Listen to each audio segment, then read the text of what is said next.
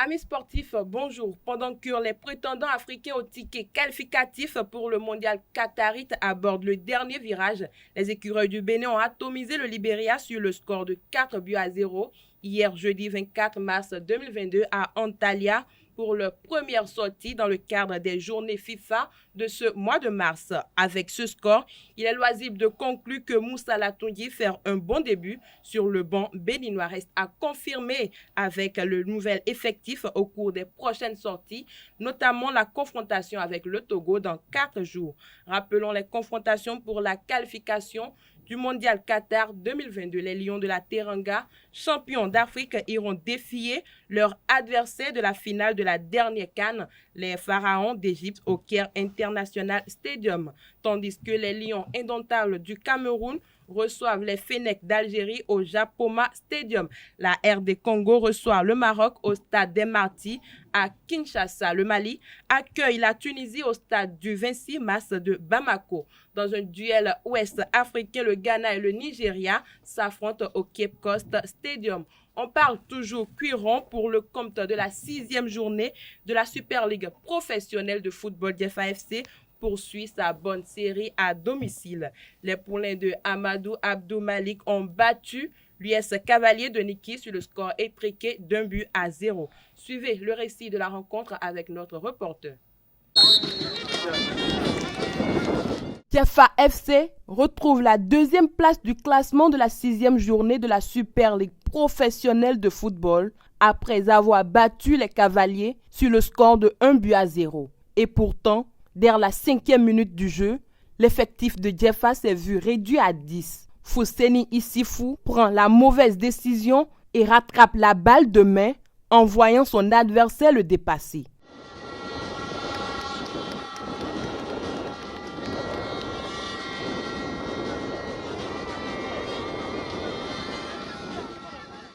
« 90 minutes plus 4. Briciano Couton, servi par Danjuna, tête la balle dans la lucarne droite du gardien des Noirs.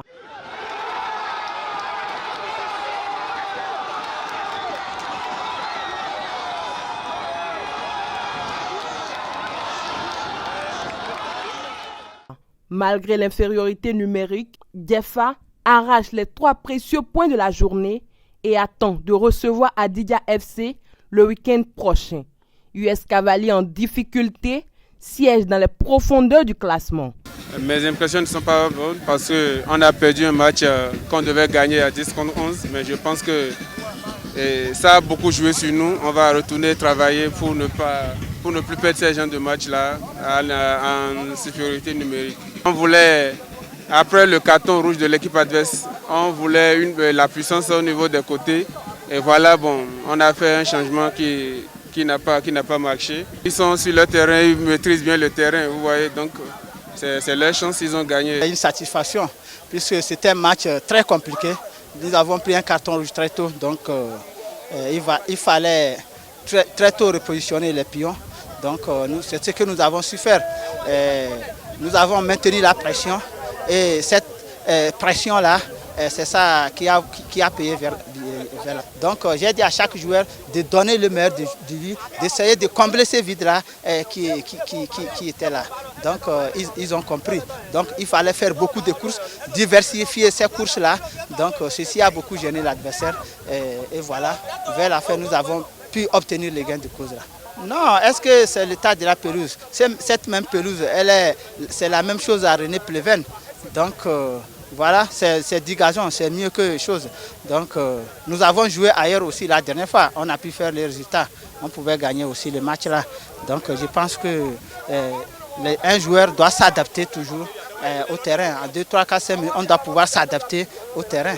Donc ça, ce n'est pas une excuse. Je pense que tout se joue sur le terrain. Dans le même registre, au stade Omnisport de Kobe, Ayema FC a reçu les Buffles du Borgou le mercredi 23 mars 2022. Les deux équipes ont livré un duel équilibré pour finalement s'imposer avec un score nul et vierge, 0 but partout. Anel Dou nous fait le point de la rencontre. Le duel entre les Titans n'a pas connu de vainqueur. Ayema FC et les Buffles du Borgou se sont séparés sur le score nul et vierge de 0 but partout au stade Omnisport de Pobet pour le compte de la 6e journée de la Super League Pro. Les deux équipes ont livré un match riche en occasions sans concrétisation. Ayema FC a ouvert le bal en donnant une frayeur à l'adversaire dès la première minute.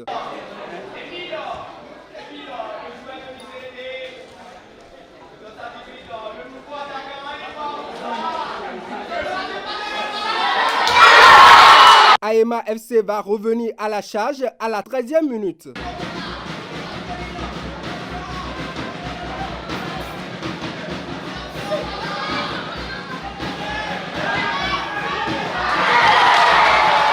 La réplique des Buffles du Borgou va intervenir à la 23e minute et à la 31e minute.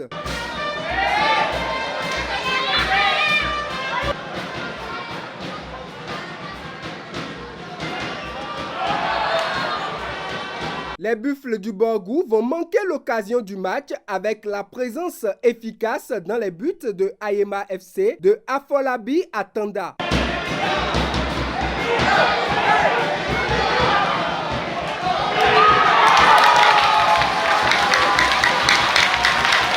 La deuxième période va être à l'image de la première. Plusieurs occasions, mais pas de but. Les deux équipes vont se séparer sur le score nul et vierge de 0 but partout. Déçu dans la mesure où nous n'avons pas pu marquer de but.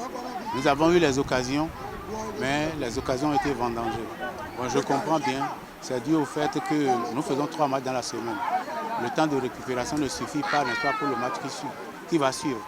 Ce qui a fait que le jeu n'a pas été plaisant, ni du côté, n'est-ce pas, des Bulls, ni, n'est-ce pas, du côté de Ayema. C'est dû au fait, n'est-ce pas, que 3 matchs par semaine, c'est pas facile. C'est pas facile à gérer. Les impressions, bon, en tout cas, les deux équipes ont joué. Voilà. Mais nous, on a raté un peu plus de buts. Le jeu était beaucoup équilibré. Voilà. Mais les adversaires procédaient par des longues balles aériennes, comme leur animation offensive. Sinon, le match a été très bon. On a raté pas mal d'occasions. On va terminer par la balle haut de panier. De belles performances continuent de s'enchaîner dans les phases retour de la Ligue professionnelle de basketball. Lors des 5e et 6e journées respectivement dans les conférences Sud et Nord, jouées le mercredi dernier au centre communautaire Eyard de Cotonou, Élan Coton a pris un bon envol sur son adversaire du jour avant que le match ne soit arrêté à 2/3 de la fin due à une panne de coupure d'électricité sur un score de 68-57. Aspac a pris le dessus sur Asso Model 79-33. Victoire de Renaissance BBC sur AOL BBC 63-51.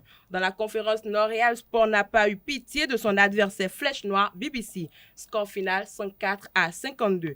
Aspal BBC a laminé Tigers BBC 106-35 et Team BS a battu Ata Sport sur le score sans appel de 101-59. C'est tout pour la page des sports de ce matin. Merci pour votre attention et excellente journée à toutes et à tous.